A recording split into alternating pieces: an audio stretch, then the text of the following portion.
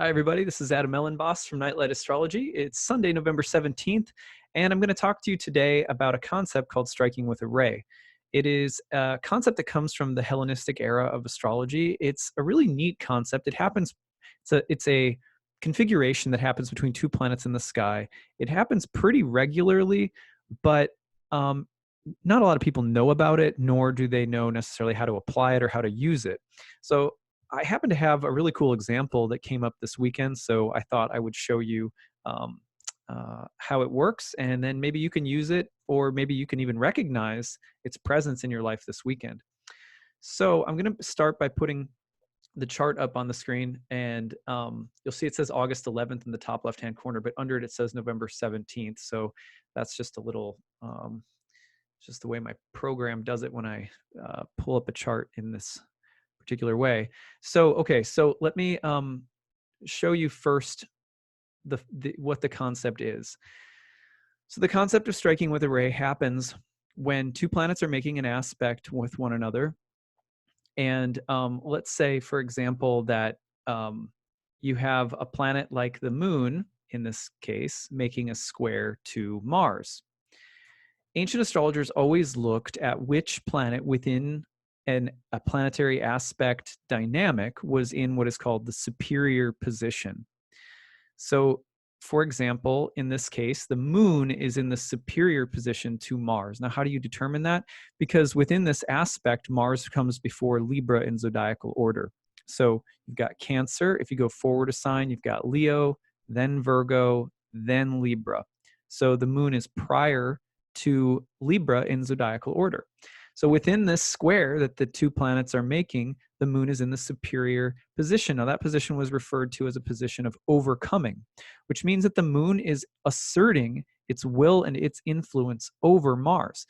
Now, first of all, this concept is really nice. In a general way, we look at all aspects this way in Hellenistic astrology because we're trying to figure out within this aspect dynamic, which planet is more assertive and which one's more receptive, which one is maybe more dominant, you could put it that way, or which one is just asserting more of its influence over the other.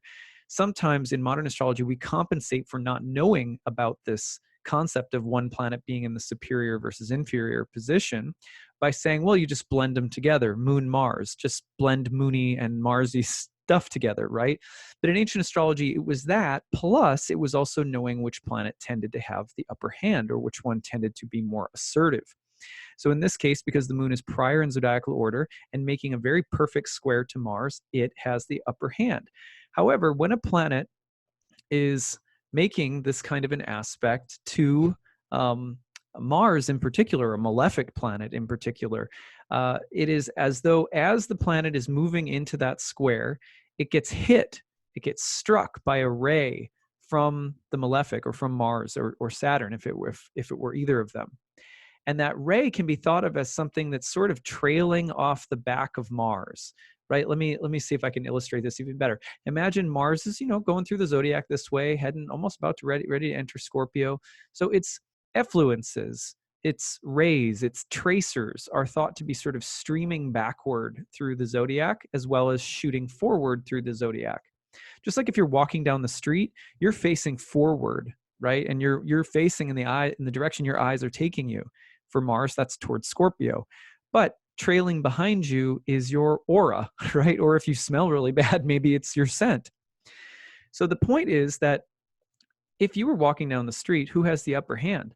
The one walking forward or the one coming up behind the one walking forward? Well, if you're thinking about, I know this is like not, we don't think about the planets as like street fighters, but like if you're thinking about the planets as street fighters, if someone is coming up on you from behind and you can't see them, they have the upper hand. It's not the greatest analogy because that's not how ancient astrologers were thinking about this exactly, but it's an easy way of understanding how the planet coming up from behind the planet in front of it has an energy that is more assertive and dominant. But let's say you're walking on the street and you're coming up and you're gonna jump someone, you're whatever, and all of us we a couple times a week, I just like to jump someone, but if you're coming up on somebody behind you or in front of you on the street, And let's say like they are a really negative Nelly, right? They've got bad vibes. They stink bad. They smell like salmon. I don't know. I don't know. But if you're coming up behind them, right? And trailing off from them is some negative juju, right? Then as even though you're approaching them and you're going to pass them and you've got more speed coming at them, or if you were going to you're going to jump them and take them down in some dark alley, right as you were about to do that, you get hit with salmon stink, right? Or you get hit with their bad mojo. You're coming up on them, you're like, oh my god, like what, something just hit me. Okay, so that something is called striking with a ray. It's when a planet in the superior position is approaching the aspect, and as it does so, it gets hit by a backward flying ray from the other planet. When it's a malefic, even though the planet that's in the superior position will dominate, it is as though it's getting blindsided by Mars. You can't just walk and dominate Mars without getting a nick or a scrape. That's the idea. So you're approaching you're approaching fish aura, and fish aura hits you, and then it's like you get a little wounded by that. Now your momentum is still such that you are going to overtake that person, right? You still have the upper hand. You can still jump fish breath and knock her down or knock him down or whatever. But you definitely got hit in the process, and you might smell like salmon afterwards. So like maybe the stupidest thing I've ever come up with. So anyway, the point is that this is squares are like grudge matches between planets. Squares are of the nature of Mars. So when a sort of benefic planet like the moon in her own sign is moving up to an aspect to Mars and is in the superior position, lunar things are going to exert a more dominant effect over martial things, but lunar and martial things will mix. As they do so, the moon might get a bit beat up by Mars, but the moon's qualities will overcome Mars. Does that make sense? It's kind of like describing a WWF match. This is the one where the person who looks like the good guy gets knocked down a bunch of times, or like in any action movie where you get knocked down a bunch of times, and then you manage to make a comeback, and the good prevails or whatever. Okay, so that's the dynamic. Really simple. Now I had this show up in a horary chart, and here is just a brief, and I had to show up in a few ways this weekend. So I'm going to describe a few ways that this showed up. I had this described in a chart, a horary chart that I did for someone who's very sick. They just recently got sick. I was actually surrounded by people who got sick this weekend. My guest speaker, who was supposed to give a talk today in my fall speaker series, suddenly got sick last night. So, but anyway, I had a bunch of horaries come in about sick people too. And one of the horaries, the dynamic was this moon and Mars. And I was like, okay, this dynamic is going on when a person is asking about whether or not this sickness is going to get a lot worse or if it's going to get better. And I said, yeah, like you're going to take a knock, but you'll get up and you'll be okay, and probably pretty quickly. And that turned out to be the case over the course of just this weekend. And this was because of the moon Mars dynamic that was applying. So, and then another case was this. Now this is going to have to like admit some of my, my my bad pastimes, my bad hobbies. So I have been a Minnesota Vikings football fan since I was like a little boy. So so most of my life is more like an ashram than fist fights with salmon smellers, or even pro sports at all. I try to be, in my spiritual zone, but I've got my things. So this is one of them. But one of the ways that I've had of trying to bring something of the sacred practices of my life into my addiction to my football team is, and believe me, you don't have to say anything about how corrupt the whole thing is. It's like a weird thing I can't let go of personally, even though I really want to. Anyway, so one of the ways that I've had of bringing something a little bit more sacred into that viewing experience has been to do a horary chart before every game. Because then if I know that they're going to lose in advance, or if they're going to win in advance, the purpose is for me to try and see how the game plays out according to the horary, which is a really great exercise in like, this game is in many ways fated. It expresses the flow of the Tao. Like I've used the I Ching, I use horary, and it helps me to have something of a touchstone back to my spiritual focus in life, even though I'm doing something that I hope to let go of at some point, but have not yet. It's okay to have things like that in our lives. I tell people this all the time because inevitably someone will be like, "Oh, come on," but it's not, we all have things like this in our lives, but astrology is as a way to bring connection to the heavenly and spiritual dimension of our life into the things that we may not yet be ready to fully let go of. And in fact, in bhakti yoga, we say that, if you give something up and that giving up isn't coming from having developed a higher taste, it's not really giving something up, it's restraining something. You have to be really careful of that, because oftentimes, whether you're dieting or doing anything in life, then that comes back to bite you. So my big first step a couple of years ago was to give up fantasy football that I played with some friends. That was a huge step in the right direction. So little by little, we do our work.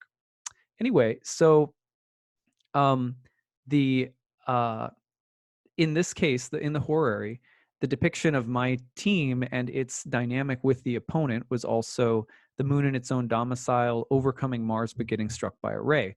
So if none of you probably watch very many sports, I doubt. But so my team really played what looked like the worst game ever, the first half of the game. And then in the second half of the game, they came back, mounted probably one of the greatest comebacks I've ever seen in my team history of watching the Minnesota Vikings, and they ended up winning.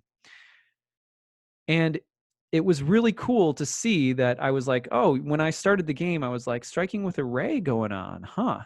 Well, they could get down, they could take a real beating and then come back and end up triumphing, like maybe late in the game. They won the game on the last play of the game. So, and they mounted to come back down 20-0. So anyway, that was another simple example. But then there's one more. I had someone contact me for a horary today that was going to visit a family member. And this was they were visiting a family member where there's been some beef. And so they were concerned going into the situation that basically that it would be really hectic and difficult and like painful, like just reopening wounds and whatever. So the same dynamic was going on when I was looking at the chart for this client. And so I just said, it might be a little bit brutal at first, but you'll recover. Okay. So the other thing that's really and that's exactly what happened. Things got really a little rough. And then the sweetness and family bond ended up overcoming. Simple moon in superior square to Mars with the overcoming dynamic. This is so applicable in so many different aspect patterns. It's a simple way that you can greatly improve your ability to understand and interpret aspects. This is something that we study in my Hellenistic Astrology course, Ancient Astrology for the Modern Mystic, by the way, which started yesterday. Not too late to join if you want to. You can catch up with the first class. But the other thing that I want to share with you guys, which is kind of cool, is this. So there is also a teaching in the I Ching. If you know the 38th hexagram, it's called estrangement, or sometimes it's called opposition. And this hexagram depicts a situation where basically there is a great form of oppression or opposition that a person experiences. And the hexagram goes through all of these different stages of how opposition appears, what it feels like, how it comes on, and so forth. In this particular line of the hexagram, which I cast this morning, just for a take on the day in general, was this. The third line reads, in the third line, we see one whose carriage is dragged back, while the oxen in it are pushed back, and she is herself subjected to the shaving of her head and the cutting off of her nose. There is no good beginning, but there will be a good end. So this hexagram has to do with, in a way, it's a teaching about rough patches, and especially when opposition comes on really strong and we feel really like kind of beat down by something. And it's so interesting that this hexagram in this line is considered really auspicious when basically it's the equivalent of highway robbers, totally taking all of your stuff, beating the crap out of you, and leaving you on the side of the road. That's what this line is about. And it says, bad start. It's like someone's going on a journey, and their carriage is full of all their possessions. They're excited. They're going on vacation, and 10 miles out the door for a long couple of days car riding across the country or something, they get into an accident, and while they're waiting on the side of the road, fish smelling bandits come tearing out of the woods and just take all your stuff. So, so if that were to happen to you, you would be like, what's the point? what is the point of even going on? Let's just go back home and, like go to Chuck E. Cheese or something, just cancel the trip. But this hexagram has this very particular teaching where it says, even when things begin with opposition, that's auspicious, because when something comes on really intensely and it's really difficult and oppositional, it's usually an augur that means that things from there on will go good, because that's how things work in life. Weirdly, when we get pummeled really intensely by a bunch of stuff, it's actually in this kind of almost contradictory way, it's an auspicious sign, because things can't go badly forever. So we get hit by a lot of misfortune. It seems ridiculously out of proportion in the beginning. Often that means things will swing to the opposite proportion later, where they'll get really good later. So what are we told? Don't freak out when lots of bad things happen right away. When lots of intense things come on and just kind of strike, like the striking with a ray, even if you are drenched in the smell of herring, right? Like, you have to just take it as a sign that, like, well, things can't get worse from here. This is a good sign. If you trip on your way to the car while you're going on some trip that you're really excited about, well, it's kind of a good sign, because things can't get worse than, bloodying your lip right out the door, right? So it's weird how that's not sarcastic for Taoists. That's not a sarcastic. It's not just a joke for the I Ching. It's actual study of how karma and flows, how the Tao and how nature flows. So it was curious to me that I woke up this morning, had that hexagram, had nothing to do with the game or anything, and then I got in touch with several people who had that dynamic play out today. The striking with a ray, moon overcoming Mars, where the sickness is overcome, the conflict is overcome, but people get knocked back a bit, and it feels like you might want to quit. So if we are teaching ourselves, if we're using astrology as a way to improve our spiritual life, then we have to remember that bad transits can be auspicious signs. Like, a lot of people, like, for example, a lot of people in life get hit by difficult transits that can last a year, 2 years. And people are like, oh, when is it going to be over? But our real challenge is not to say, when is it going to be over? Right? Or how do I change this somehow? But rather, how can I stay patient and see when bad things are coming? Like, yeah, and then this energy will eventually break and start flowing forward again and release. And the more intense it's coming in at you, the more you feel polarized and tense with it, but you stay calm. The more when it snaps and releases forward, you can intelligently move with that forward momentum, right? Okay, simple case in point. My daughter is so eager to rush out into the living room to play with her toys, right? That she's like leaning forward, and I'm holding her by her, what do you call them? The Oshkosh Bagoshes, the bibs, right? The little bib things. I'm like holding her, and I'm like, no, don't go out there yet, because my wife's cleaning up something that's spilled. She wants to rush out there, and I've got to like hold her back. So, right. So, and she's just, just complete shit show of a human being, just so upset that she can't get into the playroom, right? And so that's how we are when opposition comes on. And what is the I Ching telling us? What does astrology tell us with something like striking with a ray? Don't worry, right? That's a part of the dynamic. That's a part of the exchange. It exists in movies too. The good guy always gets the crap kicked out of him before getting up and overcoming the bad guy or whatever. The point is not to get so swept up in the good guy, bad guy dynamics, because you'll be tortured by it. If I hadn't had the equanimity of that reading during today's game, I would have been tortured by that game. Seriously. But it was weird. Once they started mounting a comeback, once they finally got the lead, I was like, yeah, I'm not going to freak out about this anymore because I see what's happening, right? And that doesn't mean I didn't have any anxiety on the last play of the game, right? But I was like, I know where this is going now. I see what the astrology and what the I Ching was saying. Because here's what happened to my daughter, right? And this is partly just bad parenting on my part, is when my wife cleaned up, she was all done. She's like, okay, she can go in there now. I was like, okay, you can go in. And I let go of her suspenders. Sorry. And she just went flying, and her momentum was so intense that she just totally biffed, and we have carpet. She was fine.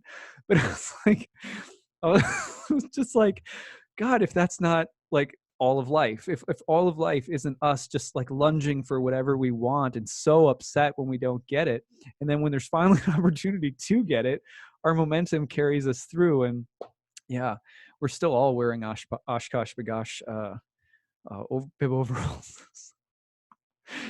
Sorry. So that's the story of the day. I wonder if you've noticed that any of these dynamics that we're talking about playing out. It's again, it's such a subtle, simple little dynamic, but it's there in the way that the I Ching is taught. It's there in astrology too. When you get hit with things that initially look bad, instead of freaking out about it, see if you can trust that it's a good omen. We're so narrow-minded when it comes to good and bad omens. People love to say, oh, I don't believe in omens. I love everything that's positive. That's not true. As soon as people see anything resembling darkness, they're like, oh my God, like people freak out. As things are flying high and everything's good and light, people are like, well, I'm a creature of love and light. But one of the most challenging things to do is not to be about love or light and not to be like all freaked out, but to just stay curious about what's arising, stay present, watch the dynamics unfold, right? We learn a lot that way. And that's how we become sages of steady heart, sages of steady mind. And the joy, it becomes, it's like nuclear. The joy becomes smaller and smaller and more humble, but more compact and powerful when we learn how to be sages of steady mind and steady heart. When a bad omen comes, we're like, maybe I'll just stay curious about that because maybe this bad omen is actually a good omen. Maybe this thing that seems like it's opposing me will actually be okay. So a simple dynamic that played out in the astrology this weekend, in a bunch of examples in my life, maybe for you too. Tell me your stories if you've got one. Did you see this dynamic playing out at all this weekend? Maybe you'll still notice it sometime this afternoon or evening. All right, that's what I've got for you guys. We'll see you again soon because Mercury's about to turn direct. Mars is about to oppose Uranus. Got some big transits coming up that we'll talk about soon. Take care. Bye.